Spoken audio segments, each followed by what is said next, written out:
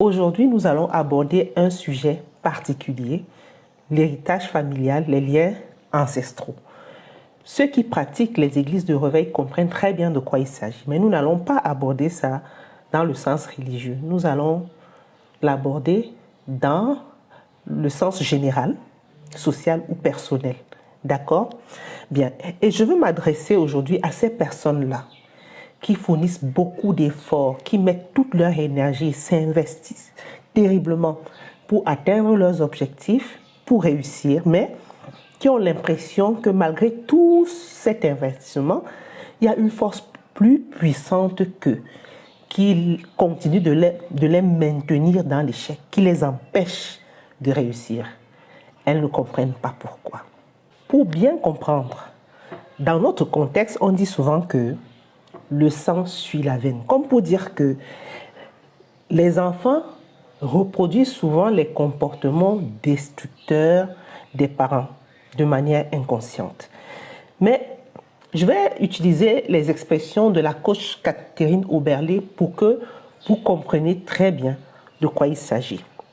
Catherine Oberlé explique que les échecs sont souvent la répétition de schémas familiaux inconscients que nous essayons de dépasser, mais dont l'empreinte reste fortement inscrite dans la mémoire familiale.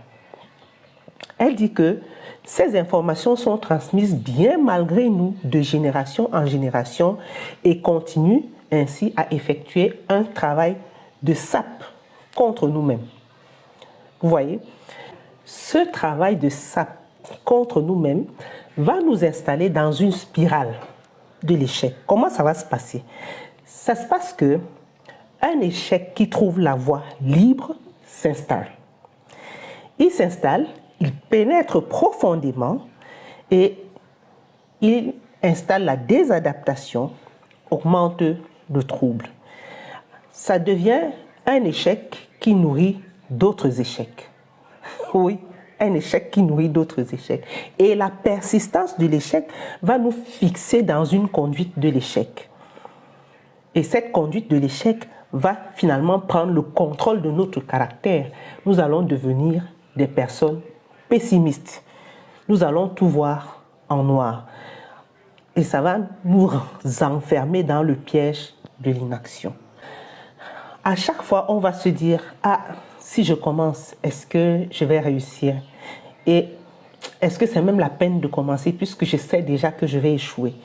Du coup, on ne va plus rien oser. On va tout abandonner. On va renoncer. Mais ce qui est intéressant, c'est que la démarche de vouloir s'en sortir est importante.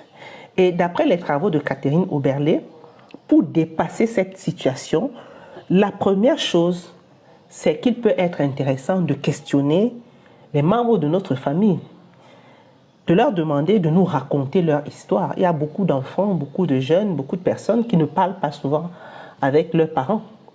C'est l'occasion de leur demander qu'est-ce qu'ils ont aimé faire, comment ils ont fait, comment ils ont vécu, quels sont les travaux qu'ils ont effectués.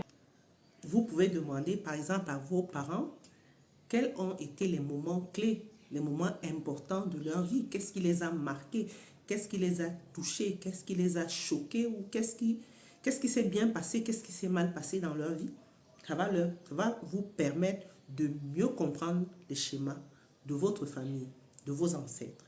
Et sur la base de ces schémas-là, vous pouvez maintenant réorienter ou réadapter vos manières de faire.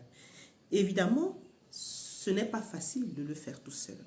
Donc, pour en sortir, il ne faut pas hésiter à demander de l'aide. Le programme Esprit Néo Master Coaching, il est bienveillant à tous égards et il vous tient la main pour vous guider dans ce processus-là. N'hésitez pas à nous contacter. Laissez-nous un message au bas de cette vidéo ou alors faites-nous un message privé.